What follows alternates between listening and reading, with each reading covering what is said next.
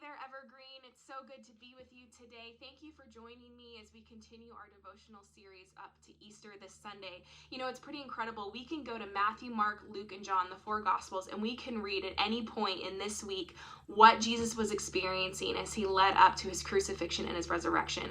And so today, that is what we're doing. On Wednesday, we are looking at the betrayal of Jesus.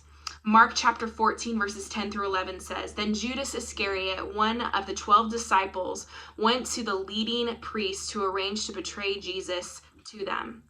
They were delighted when they heard why he had come, and they promised to give him money, so he began looking for an opportunity to betray Jesus."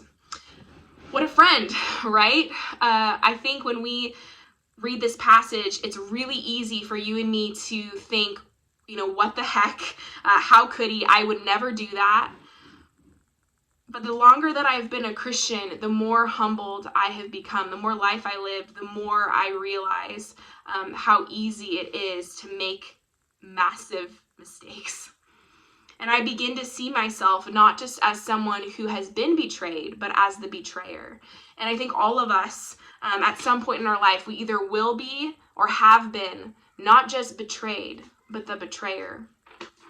We're given opportunities every day, not just in our earthly relationships, but with our spiritual, heavenly relationship with our Father, to decide if we're going to sell out, if we're going to compromise, if we're going to be unfaithful. And this temptation is as old as time. It's been around since the garden with Adam and Eve. It's just almost part of it's our human nature. It's our condition on display.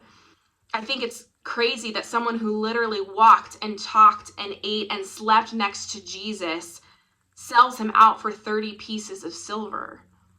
If someone that does that, who's flesh and blood and bones next to him, would do that, what makes me think that I am any better? Well, I think there's really only one way to find out, and it's moment by moment, day by day. Am I going to follow him or am I not? Am I going to stay or am I going to drift? Am I going to sell out or am I going to stay loyal? Am I going to compromise or am I going to be faithful? Friends, I pray that we would be people who are humble enough to admit our flaws, that we would be bold enough to confess to Jesus, and that we would be true enough to stay by his side all the way to the cross and to the resurrection. We'll see you on Sunday, 9:15 and 11 o'clock.